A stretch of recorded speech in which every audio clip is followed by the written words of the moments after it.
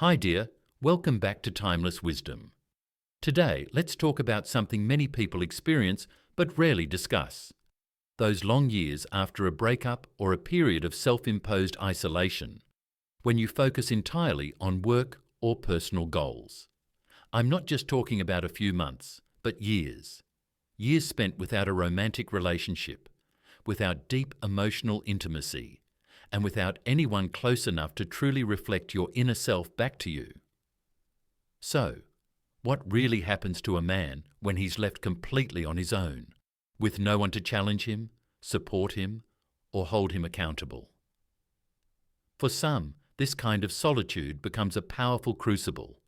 It sharpens their character, strengthens their mind and body, and pushes them to build a more disciplined and meaningful life. These are the men who embrace being alone, using it as an opportunity for personal growth, self-mastery, and inner transformation. They become stronger in every way, mentally, physically, and emotionally. They learn to rely only on themselves, shaping an identity that doesn't depend on the approval of others. These are the men who take full responsibility for their lives, using solitude as a springboard for growth. They rise above the fleeting need for companionship and instead cultivate a deep, lasting sense of purpose. But there's another, more common side to this story. The longer a man goes without a relationship, the more he risks falling into stagnation. If he isn't careful, that same isolation can lead to complacency, bitterness, or even self-destruction. He may begin to retreat from the world, telling himself he prefers being alone, when deep down he's only trying to avoid the discomfort and vulnerability that comes with real connection. Sometimes he might even start resenting the very idea of relationships, dismissing them as unnecessary or trivial, when in reality he's just afraid to open up again. Think about it. When a man has no external forces pushing against him, no partner challenging his assumptions, no emotional conflicts forcing him to grow, no intimate bond keeping him anchored to reality, what happens? He becomes locked inside his own mind. His thoughts begin to loop, unchallenged and unchecked. He constructs narratives that justify his solitude, convincing himself that relationships are a waste of time, that emotional connection is a weakness, that he is better off alone. But consider this: human beings are social creatures.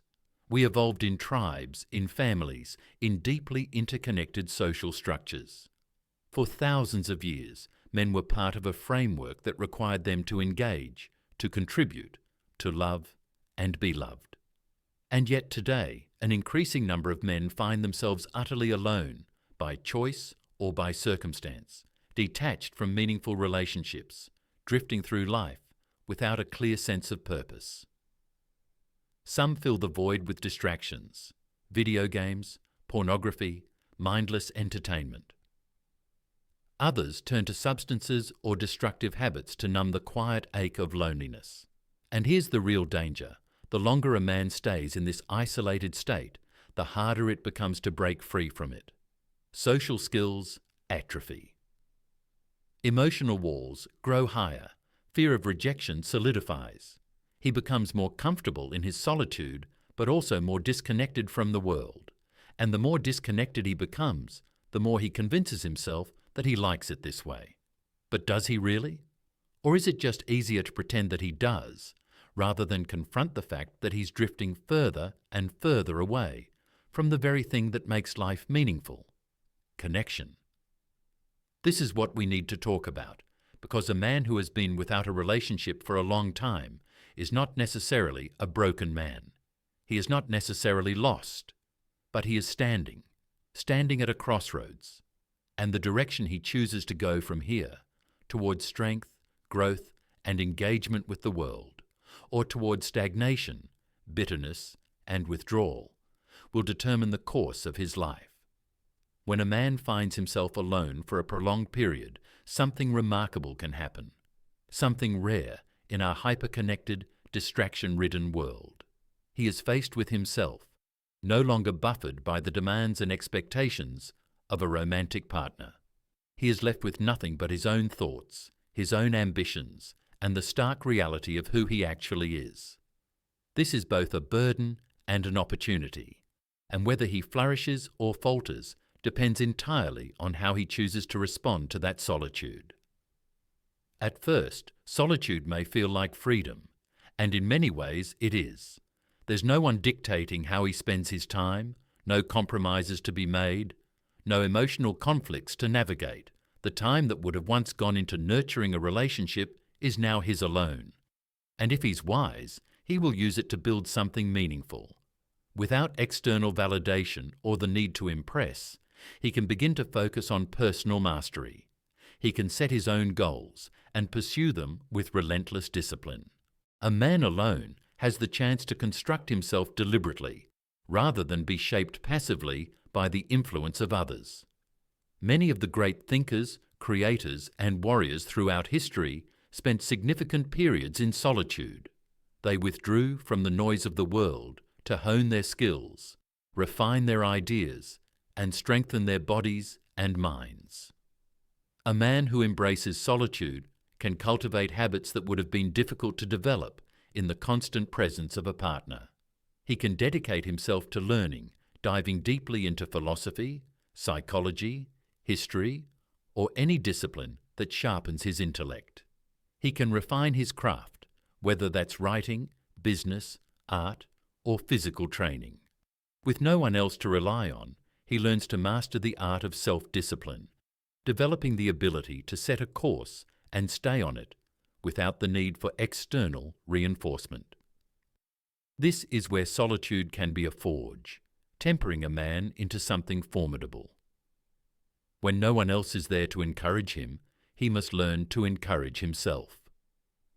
When no one else holds him accountable, he must develop an iron will.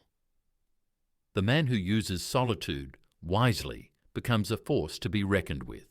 He becomes dangerous, not in the sense of being harmful, but in the sense of being capable. He knows who he is, what he wants, and what he is willing to sacrifice to achieve it. He does not need a relationship to validate his worth, because he has already proven it to himself. But there is another, deeper transformation that can occur in prolonged solitude, one that goes beyond mere self-improvement. A man alone for a long time begins to see life differently. Without the emotional entanglements of a relationship, he gains clarity. He sees patterns that were once obscured by personal attachment. He understands people not just as romantic partners, but as individuals with their own desires, fears, and insecurities. His emotional independence allows him to observe without bias, to engage without desperation, to value connection without being dependent on it. In this state, he develops a quiet confidence, a presence that does not seek approval because it is not lacking anything. He becomes comfortable in his own company, no longer feeling the need to fill every silence with conversation or every moment with distraction. He learns to be alone without being lonely, and this paradoxically makes him more attractive. The world is full of people who are desperate to be loved, who seek relationships not out of abundance, but out of lack. But the man who has mastered solitude approaches relationships differently. He does not enter them from a place of need, but from a place of choice. He does not seek a partner to complete him, but to complement him. This makes him discerning. He is no longer willing to settle for mediocrity in his relationships because he knows what it is to be at peace alone. He does not cling to toxic dynamics out of fear of being single because he has learned that solitude, when used well, is not a curse, but a gift. This is a man who walks through the world with a sense of purpose, who does not chase validation, who does not crumble under rejection. He has built himself in silence, away from the applause of the crowd, and now he stands unshaken. Yet even as solitude sharpens a man, it also tests him. For all its benefits, it is not without its dangers, and whether it makes or breaks him depends entirely on his mindset. He must be vigilant against the creeping inertia that can come with prolonged isolation. He must be disciplined enough to maintain human connection, even when it is easier to retreat into his own world. He must remain engaged with life, not merely an observer of it, because while solitude can build a man, it can also consume him, and the line between strength and isolation is thinner than most realize. But solitude is a double-edged sword, and the longer a man remains without deep, meaningful relationships, the more he risks being consumed by the very isolation that once empowered him. What begins as a period of self-discovery and personal refinement can slowly turn into something far darker, a retreat from life itself. Human beings are not designed for prolonged isolation. We are social creatures, wired for connection, built to communicate, to love, to struggle with and against one another. And while a man may believe he is thriving in his solitude, he must be brutally honest with himself, because the same solitude that sharpens can also erode. The mind is an echo chamber when left unchecked. A man who spends too much time alone begins to lose the refining force of external challenge. His ideas, once tested by the friction of conversation, may become rigid, unyielding, or even extreme. He convinces himself of his own correctness, his own superiority, because no one is there to challenge his assumptions, to provide an alternate perspective, to force him to justify his beliefs in the face of scrutiny. Debate, discussion, even the occasional argument, these things sharpen the intellect, force a man to think critically, to reassess, to adapt. But in isolation, he grows too comfortable in his own head, and comfort breeds stagnation. The same applies to emotional intelligence. Relationships force a man to confront aspects of himself that solitude allows him to ignore. In a relationship, he must learn patience, compromise, empathy. He must navigate the complexity of another human being's emotions, learn to communicate effectively, understand the subtleties of nonverbal cues, recognize when he is in the wrong, and develop the humility to correct himself. But when he has been without this for too long, these skills begin to wither. His ability to connect diminishes, his capacity for understanding others weakens, and he finds himself more easily frustrated by social interactions. He becomes impatient with the nuances of human emotion, dismissing them as unnecessary or irrational, when in reality they are the very fabric of meaningful connection. This decline often happens so gradually that he doesn't even notice it at first. He tells himself he simply prefers his own company. Then he convinces himself that relationships are a distraction, that emotional entanglements are a weakness, that most people are not worth the effort. Eventually, he stops seeking connection altogether, not because he no longer desires it, but because he has spent so much time avoiding it that he has forgotten how to pursue it. And the longer this continues, the more he withdraws, not just from relationships, but from life itself. This withdrawal is subtle at first. He stops reaching out to old friends, assuming they are too busy or uninterested. He turns down social invitations, telling himself he has more important things to focus on. He loses touch with the rhythm of human interaction, no longer accustomed to the natural give and take of conversation. Eventually, his world shrinks. The places he once frequented, the activities he once enjoyed, the relationships he once valued, all begin to fade into the background. His comfort zone tightens around him like a noose, and before he realizes it, he is no longer alone by choice. He is alone by default. And with that isolation comes another insidious danger: resentment. The man who has been without a relationship for too long may begin to view the world with bitterness. He sees couples in public and scoffs, telling himself that relationships are shallow, transactional, doomed to fail. He tells himself that he is better off alone, that he is above the need for companionship, but deep down there is a wound, an ache he refuses to acknowledge. He resents not just relationships, but the people in them, as though their happiness is an affront to his solitude.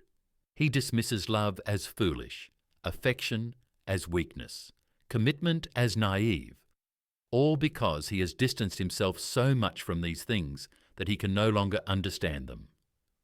Worst of all, he may begin to resent himself. The man who isolates for too long loses faith in his ability to connect.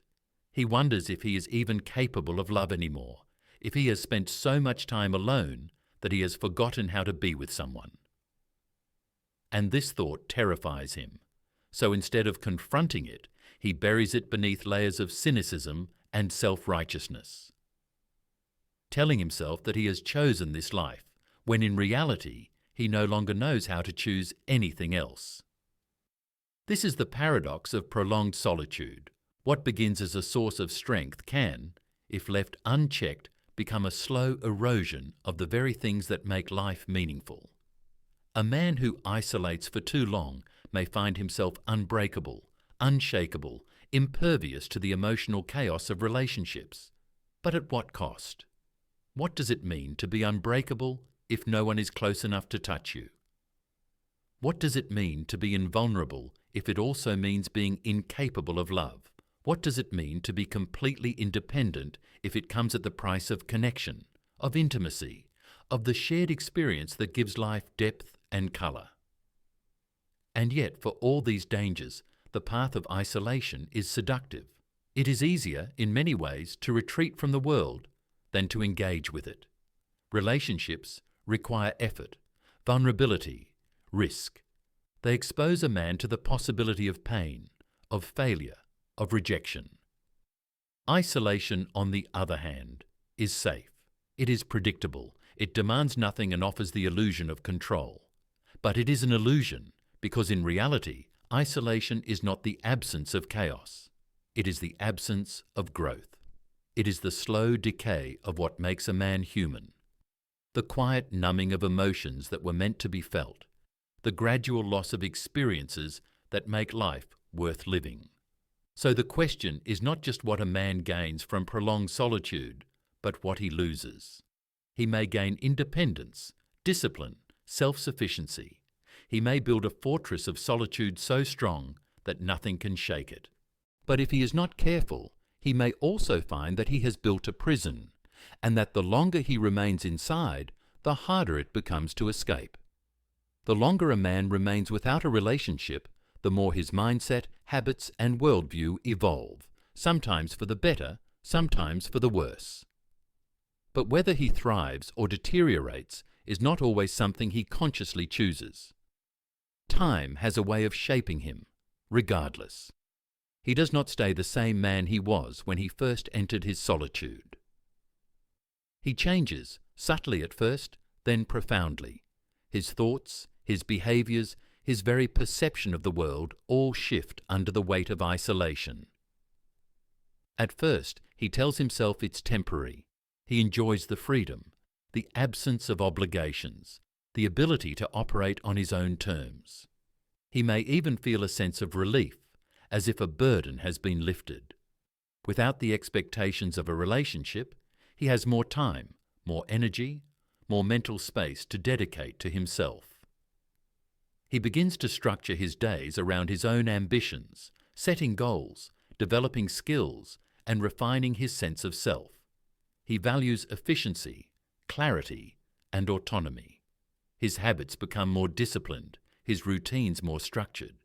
He learns to rely on himself, to be his own source of motivation. But as time passes, the way he interacts with the world starts to shift. He begins to notice how much of his life is self-contained. There is no one to challenge his decisions, no one to offer a different perspective, no one to remind him that compromise is an essential part of human connection. He becomes more rigid in his thinking, more resistant to change. His routines, once a source of discipline, become an impenetrable framework, and he grows irritated at anything that disrupts them. He may tell himself that he enjoys his solitude, and in many ways, he does. But beneath that, he is also becoming set in his ways, less adaptable, less open to the natural unpredictability that relationships bring. His social skills, once sharp from constant interaction, begin to dull. He forgets what it's like to navigate emotional complexity, to share his life with someone, to manage the push and pull of intimacy. When he does engage with others, he finds that his patience has worn thin. Small talk feels tedious, emotional vulnerability feels foreign. The idea of adjusting his life to accommodate someone else feels like an intrusion rather than an opportunity. And so he withdraws further, not necessarily because he wants to, but because he has become accustomed to a life without friction, without negotiation, without the messiness of human relationships. His habits change too. In the absence of a relationship, there is no external force regulating his behaviour. There is no one to remind him to eat properly, to sleep at a reasonable hour, to take care of himself beyond the bare minimum required to function. If he is disciplined, he may maintain these habits out of personal principle, but if he lacks that discipline, he may slip into cycles of self-neglect. His diet deteriorates, his sleep schedule becomes erratic, his living space, once kept in order for the sake of appearances, starts to reflect his internal state, cluttered, neglected, stagnant. And then there's his perception of women, of relationships, of love itself. At first, he may hold on to a romanticized ideal, believing that when the right person comes along, he will simply know. But as time passes, that idealism can fade, replaced by skepticism, even cynicism. He starts to see relationships as more trouble than they're worth. He notices the flaws, the conflicts, the emotional labour involved, and he begins to question whether the rewards truly outweigh them. He convinces himself that he is better off alone, not out of self-sufficiency, but out of a growing unwillingness to put in the effort. This shift in mindset is dangerous because it reinforces itself. The longer he remains single, the more he rationalizes his solitude. He tells himself that modern relationships are dysfunctional, that women are too demanding, that commitment is a trap. He constructs narratives that justify his isolation, and the more he believes them, the harder it becomes to see any alternative. His worldview becomes one of detachment. He is not against relationships necessarily, he just no longer sees them as necessary. And yet, despite all of this, there is still a part of him that longs for connection. He may not acknowledge it outright. He may suppress it, mock it, tell himself he has transcended such desires. But the truth is, no matter how strong a man becomes in his solitude, there is something irreplaceable about genuine human connection, something no amount of personal achievement or self-discipline can replicate. This internal conflict between self-sufficiency and the undeniable need for connection shapes his worldview in ways he may not fully understand. If he leans too far into isolation, he may begin to resent those who have what he lacks. If he convinces himself that relationships are unnecessary, he may find himself in a state of quiet loneliness, unwilling to admit that he desires what he has chosen to forsake. And if he stays isolated for too long, he may reach a point where he is no longer capable of integrating back into the world of relationships at all. This is the slow, subtle transformation that occurs in prolonged solitude. It is not immediate, nor is it always obvious, but over time, a man who has been without a relationship for too long will inevitably find that he is not the same person he once was. His mindset shifts, his habits change, his perception of love, of connection, of himself evolves. And if he does not remain conscious of this transformation, he may wake up one day to find that he has become a stranger to the very things that once mattered most. So the question remains, what does prolonged solitude do to a man? Does it forge him into something stronger, more capable, more independent, or does it erode his ability to connect, to empathize, to find meaning in relationships? The answer is not simple because solitude is not inherently good or bad. It is a force, a tool, a test, and how a man emerges from it depends entirely on whether he wields it with wisdom or allows it to consume him. For some, solitude is a necessary crucible. It strips away distraction and forces a man to confront himself in the rawest form.